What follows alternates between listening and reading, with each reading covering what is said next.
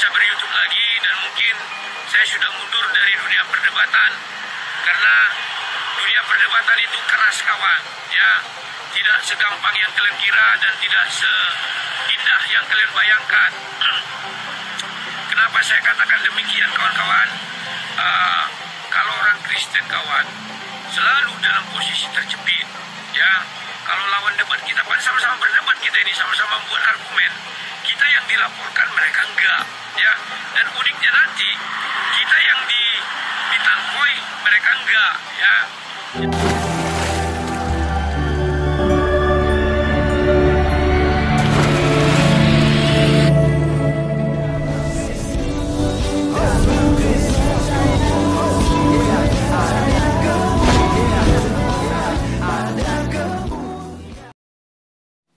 Bismil abi wal ibni wal rohil kudus illahu wahid. Salam elechem bisem Yeshua Hamasiah.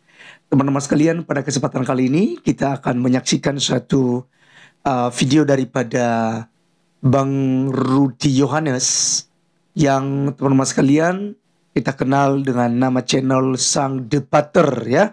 Itu channelnya telah almarhum, sudah di hacker ya oleh kandur-kandurun ya, yang memang ya tidak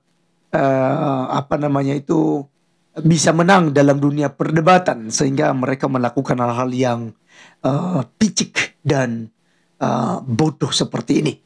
Nah teman-teman sekalian, ada yang menarik di sini, di mana Sang Debater mengatakan bahwa dia mundur dari dunia perdebatan. Ya, jadi teman-teman sekalian, sebenarnya saya setuju ya ketika Sang Debater mengambil keputusan hal ini. Karena sebenarnya tujuan kita itu adalah untuk memberitakan amanat agung Kristus dan juga berapologet, ya, menurut 1 Petrus 3 ayat yang ke-15. Bahwasanya teman-teman sekalian, kita nggak perlu menyerang keimanan mereka. Kita nggak perlu mengganggu kitab suci mereka dan lain sebagainya. Itu yang harus kita jaga, ya. Karena tujuan kita adalah hanya sebatas untuk mengcounter keimanan kita, dan sekaligus di dalamnya kita memberitakan firman Tuhan sesuai dengan amanat agung Tuhan Yesus Kristus. Nah jadi teman-teman sekalian, inilah yang dilakukan oleh Bang Laskar, ya. Sudah sejak dari tahun 2020, ya. Dan sampai pada hari ini, kalaupun kita kemudian mencari remisnya atau kesamaan, ya saya pikir kita melakukannya dengan santun saja gitu ya. Dan sebenarnya kita jauhilah ya perdebatan dua arah itu, karena itu sangat berbahaya. Nah teman-teman sekalian, mari kita mendengarkan ya. Karena channelnya Rudy Yohanes ini sudah tidak kembali, sudah di take down, bahkan WA-nya juga pun di hacker. Dan tentu saja teman-teman sekalian ya, banyak hal yang membuat Bang Rudy Yohanes ini rugi ya di channel ini. Nah mari kita langsung saja untuk kita mendengarkan kesaksiannya yang ada berikut ini. Berjumpa dengan Sang Debater, ya. Kawan-kawan, saya kaget tadi pagi lah subuh, saya ditelepon kawan, dibilang, bro, YouTube-mu kok nggak ada lagi, kan begitu. Saya nggak tahu ya pokoknya, lantas saya buka, ternyata sudah tidak ada lagi, ya. Jadi kawan-kawan, bahwa akhir-akhir ini memang pertama ya, YouTube saya itu kemarin sudah 2 kali kena hak cipta. Makanya waktu terakhir saya TikTok, saya bilang tolong dimatikan lagu-lagunya ya. Saya nggak tahu apakah itu yang membuat atau apa, saya nggak tahu ya. Yang kedua, biasalah selalu ada report-report ya kawan ya. Mereka kalah debat, kalah diskusi, bukan hanya melapor ke polisi kawan, tetapi channel kita pun di-report. Biasanya begitu ya, saya nggak tahu. Nah, kawan-kawan, itu saya tidak bisa ber-YouTube lagi dan mungkin saya sudah mundur dari dunia perdebatan karena dunia perdebatan itu keras kawan, ya. Tidak segampang yang kalian kira dan tidak seindah yang kalian bayangkan. Kenapa saya katakan demikian kawan-kawan? Kalau orang Kristen kawan selalu dalam posisi terjepit, ya. Kalau lawan debat kita, sama-sama berdebat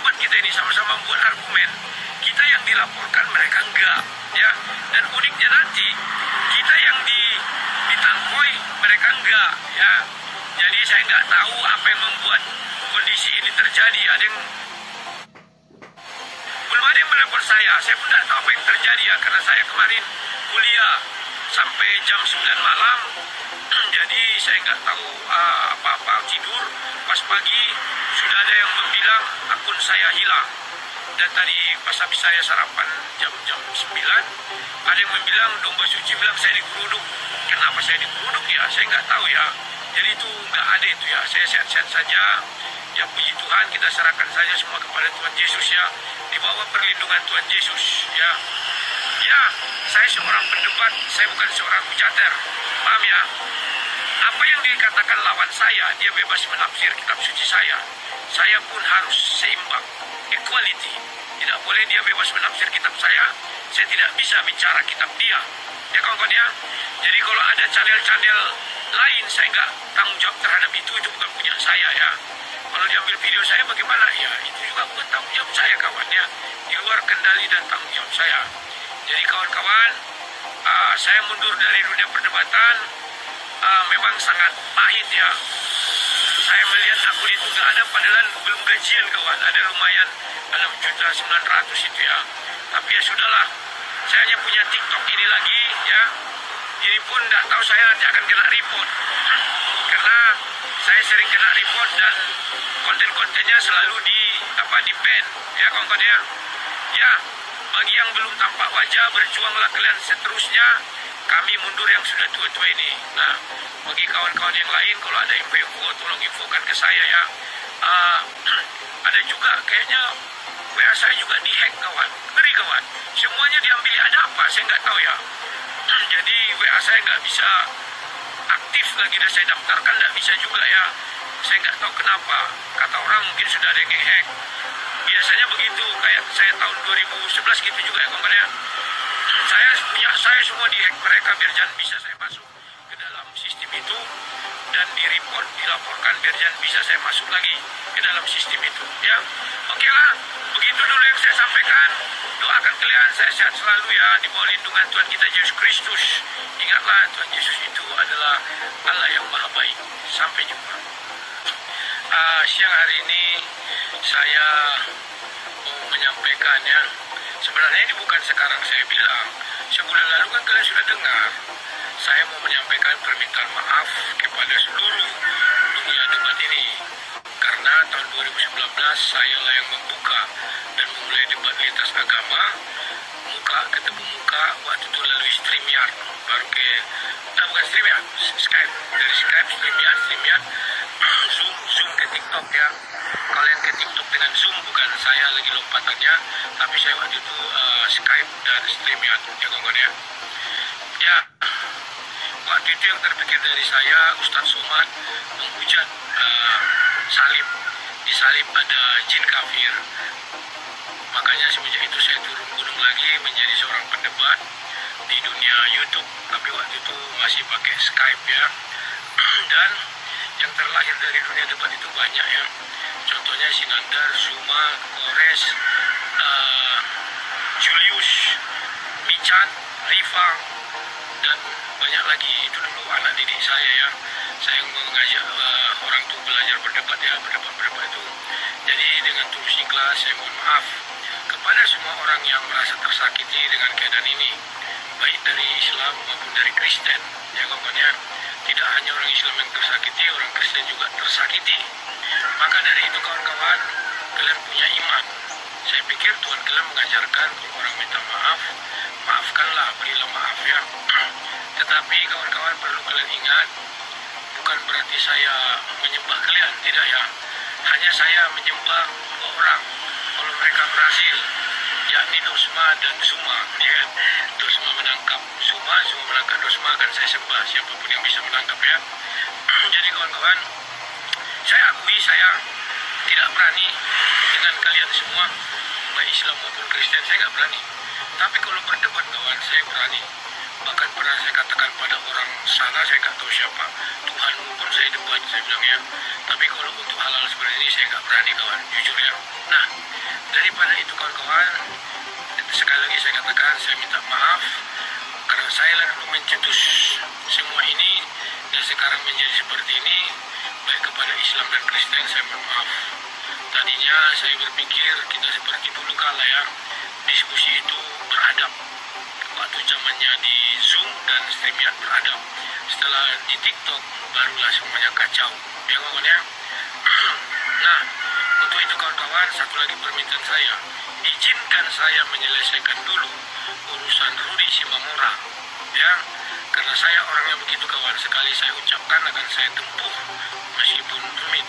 Saya akan berangkat ke Medan untuk menyelesaikan urusan Rudy Shimamura.